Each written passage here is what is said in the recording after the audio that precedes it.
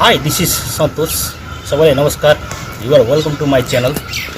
आज तपाईहरु समक्ष फेरि एउटा सानो भिडियो लिएर मैले चाहिँ उपस्थित भएको छु. त्यो भिडियो चाहिँ हजुरहरु समक्ष म चाहिँ पस्कने जमर गरिरहेको छु. Please don't go away. Stay with me. Actually, scientific name of this tree is Schefflera arboricola. हामीलाई सबैले थाहा हुन सक्छ. साइन्टिफिक नेम चाहिँ यसको Schefflera arboricola हो. र यो चाहिँ अब एकदम फेमस हो इन्डोरको लागि एकदम यो चाहिँ. र बन्साई बनाउन पनि धेरै युक्त हुन्छ. हामीले चाहिँ अब इन्डोरको रूपमा पनि हामी यसलाई चाहिँ प्लान्टिङ गर्छौँ. यो चाहिँ मेरो बन्साई हो. अब यसलाई चाहिँ मैले अब सानो प्लेटमा मैले चाहिँ अब प्लान्टिङ गरेको छु. र यसलाई चाहिँ अब त्यति धेरै मेहनत केयर पनि गर्नु पर्दैन भन्छु म यसलाई चाहिँ. किनभने यो भनेको त्यतिकै सर्भाइभ गर्न सक्ने प्लान्ट हो यो चाहिँ अब. किनभने यसलाई त्यति मिनरल पनि चाहिँदैन. यसलाई थोरै जग्गामा थोरै ठाउँमा पनि हामीले थोरै माटोमा पनि सर्भाइभ गर्न सक्छ. यो प्लान्ट त्यस्तो हो.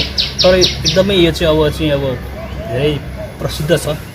It is very famous plant Schefflera arboricola. This one is very famous plant in the world because this one is indoor plant. हामीले चाहिँ अब इन्डोर प्लान्टको रूपमा पनि हामीले रोप्न सकिन्छ. बाहिर पनि रोप्न सकिन्छ यो.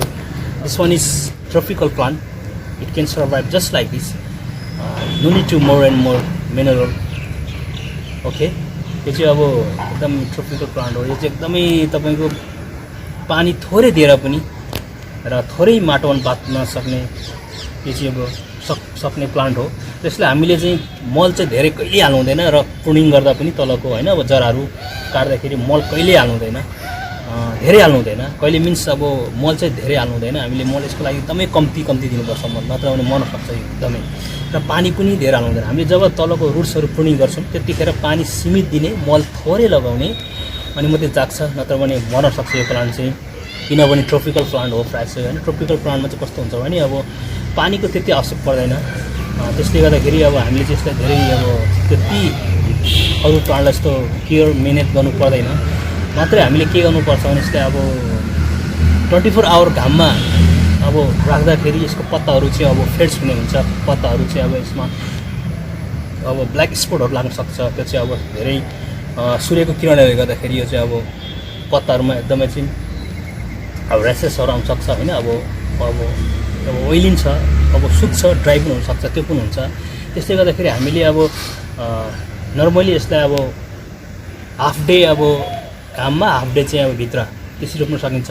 इन्डोर रोप्ने हो भने पनि अब एकदमै भित्र पुरा डिप इन्डोरमा त हुँदैन. यसलाई सूर्यको किरणहरू अलिकति केही न केही चाहिन्छ हैन. अब प्रकाशहरू चाहिन्छ केही न केही. नत्र भने सर्भाइभ गर्न सक्दैन यो त्यस्तो प्लान्ट हो. र हामीले सानै प्लान्टदेखि अब सानै चाहिँ बिरुवादेखि 24 आवर घाममा राख्यौँ भने पनि सर्भाइभ गर्न सक्छ. त्यो पनि हो. तर सानैदेखि राख्नु पर्यो हामीले. त्यो चाहिँ अब बेस त्यो खालको चाहिँ अब चाहिँ हैन. अब चाहिँ क्लाइमेट भनौँ अब मौसम त्यो खालको चाहिँ अब एटमोस्फियरहरू गर्न सक्नु पर्यो हामीले. सानोदेखि चाहिँ अब रोप्नुपर्छ. रोप्दाखेरि अब घाममा पनि एडजस्ट हुनसक्छ. त्यो पनि छ. किनभने मैले अब रोपेर पनि मैले ट्राई गरेको छु. र यो प्लान्टलाई अब त्यस्तो हो. यो प्लान्टलाई चाहिँ सानोदेखि हामीले अब घाममा हामीले चाहिँ रोप्यौँ भने घाम 24 आवर घाममा पनि सर्भाइभ गर्न सक्छ. त्यस्तो प्लान्ट पनि हो यो. र अब चाहिँ एकैचोटि हामीले अब चाहिँ भित्र अब हाफ डे अब चाहिँ सनलाइटमा हाफ डे चाहिँ इन्डोर छ. एकैचोटि हामीले चाहिँ अब 24 आवर घाममा राख्यौँ भने चाहिँ त्यो प्लान्ट चाहिँ अब भनौँ न मर्न सक्छ. यो प्लान्ट चाहिँ त्यस्तो पनि हो. र यसलाई जस्तो वातावरणमा अब हामीले चाहिँ एटमोस्फियरमा राख्नु चाहिन्छ त्यस्तै हुन्छ यो प्लान्ट चाहिँ मेरो अनुभवमा. त्यस्तो पनि छ यो. र इन्डोर हामीले अब राख्यौँ भने पनि हुन्छ. तर मैले भनिहालेँ अब प्रकाशको किरणहरू चाहिन्छ यसलाई हैन. अब जुनै प्लान्टलाई पनि प्रकाशको किरण बिना त अब बाँच्न सक्दैन. र स्पेसली यसलाई चाहिँ हामीले चाहिँ भनौँ अब कति अब फ्यानहरूले बन्साई फ्यानहरूले अब चाहिँ अब प्लान्ट सम्बन्धी सौखिन राख्ने मान्छेहरूले व्यक्तिहरूले इन्डोरको रूपमा पनि यसलाई चाहिँ अब प्लान्टिङ गरिरहेको छ. त्यो पनि पाइएको छ. र एक्चुअली अब यो चाहिँ अब बन्साईको रूपमा अब अहिले चाहिँ एकदम फेमस के छ भने बन्साईको अब चाहिँ यसलाई चाहिँ हैन बन्साईको चाहिँ अब रूप दिएर बन्साईको चाहिँ यसलाई चाहिँ अब एउटा चाहिँ कुनै डिजाइन दिएर हामीले यसरी चाहिँ अब पटमा प्लान्टिङ गर्न सकिन्छ. सपोज हेर्नुहुन्छ यहाँनिर अब यो मेरो चाहिँ अब लगभग ठुलै स्पेसमा रोपेको भए ठुलै हुन्थ्यो होला. सानो स्पेसमा रोपेकोले अब यस्तो छ. मेरो चाहिँ एकदमै हेर्नुहोस् जिगज्याग छ, पुरै छ. अब माथिबाट एरियल रुट्स पुरा आएको छ. मैले जहिले पनि बारम्बार भन्ने गर्छु एरियल रुट्स चाहिँ अब होइन अब प्लान्टको लागि एकदम गहन आस्था हो, त्यसैले हुनु जरुरी छ। अब एरियल रुट्स पनि एकदमै मजाले डेभलपमेन्ट भइरहेको छ, त्यो छ। र आज यसलाई चाहिँ म प्रुनिङ गर्ने अब जमर गरिरहेको छु र तपाईँहरू पनि यसरी गर्न सक्नुहुन्छ। अब है मिहिनेत गरेर अब गर्नु भने हुन्छ, अब चाहिँ बन्साई गर्न सकिन्छ। र यसलाई चाहिँ म प्रुनिङ गर्न गइरहेको छु।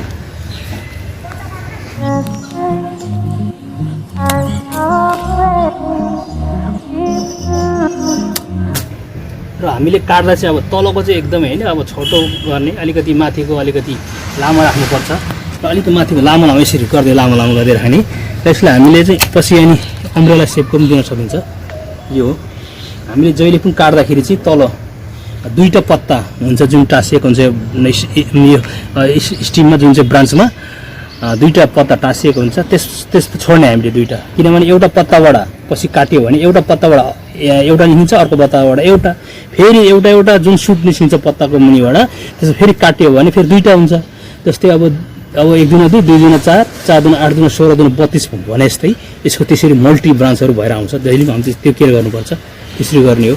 सपोज मैले यहाँ काटेँ, अब मानिलिउँ अब यहाँ पहिला काटेको थिएँ होइन, काटेकोबाट 1 2 3वटा ब्रान्च अलरेडी निस्केको छ। अब यसबाट काटेँ, यहाँबाट 2टा निस्किन्छ, यसबाट 2टा, यसबाट 2टा, 2 गर्दा पनि 3 दुना 6 होइन, 2 त्यहाँ 6वटा ब्रान्च यसबाट निस्क्यो। अब 6वटा यसबाट 6वटा होइन मानिलिउँ, अब कतिवटा छ यहाँ ब्रान्च मेरो, अब 4-5वटा छ, 6वटा छ। अब 6वटा एउटाबाट निस्क्यो भने 6 6 36वटा ब्रान्च यहाँबाट निस्किने कुरा हो। यसरी मल्टी हुँदै जान्छ र हामीले चाहिँ यसरी मल्टी बनाउँदै काट्दै जानुपर्छ, त्यो गर्नुपर्छ हामीले होइन।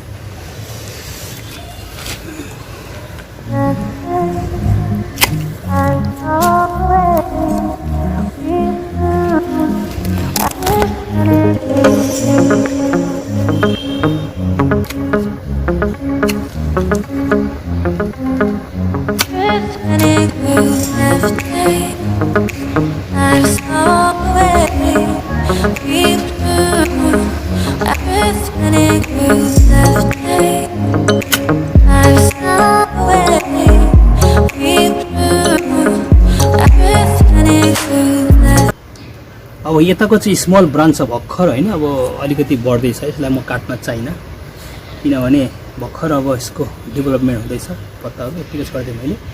अब यसबाट फेरि आउँछ, त्यसपछि अझ राम्रो हुन्छ, धेरैवटा ब्रान्च मल्टी ब्रान्च भएपछि यसलाई फेरि हामी चाहिँ अब प्रुनिङ गर्ने, त्यसपछि अब अम्ब्रेला सेपको हामी बनाउन सकिन्छ यसलाई चाहिँ, त्यो सेप हामी दिन सकिन्छ। र यसमा चाहिँ अब हेर्नुहोस् एरियल रुट्सहरू कति राम्रो आएको छ हेर्नुहोस्, यसको चाहिँ एकदमै गहनाइ भनेको जहिले पनि बन्साईको भनेको एरियल रुट्स हुन्छ हाम्रो चाहिँ एकदम माथिबाट आउनु झ्याप्प यो जराहरू जुन चाहिँ एरियल रुट्स भनिन्छ, यो चाहिँ एकदमै राम्रो हो। यसको चाहिँ अब गहना हो, त्यसैले यसलाई म काट्न चाहदिनँ, काट्नु हुँदैन हामीले पनि।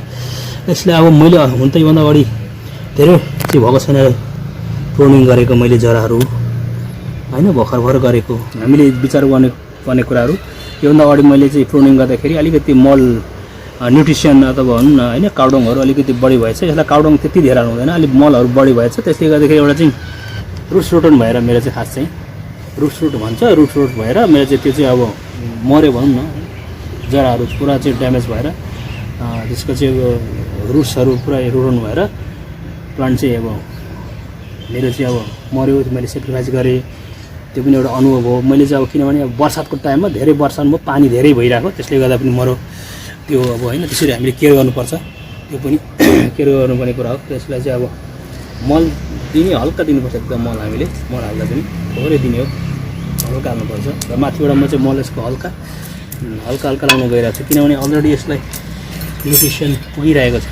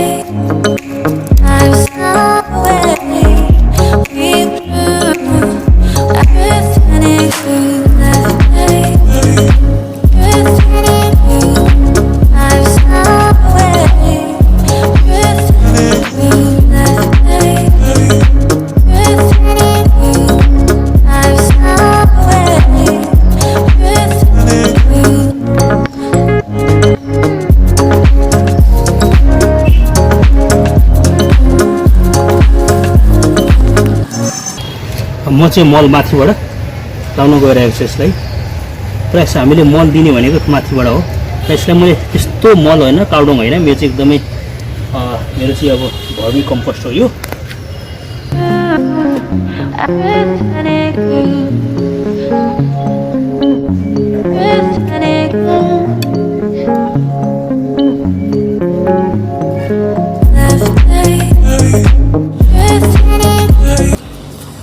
जुन चाहिँ यसको ब्रान्च छ मैले काटेँ, यसलाई पनि हामीले चाहिँ प्लान्ट गर्न सकिन्छ, यसलाई रोप्न सकिन्छ।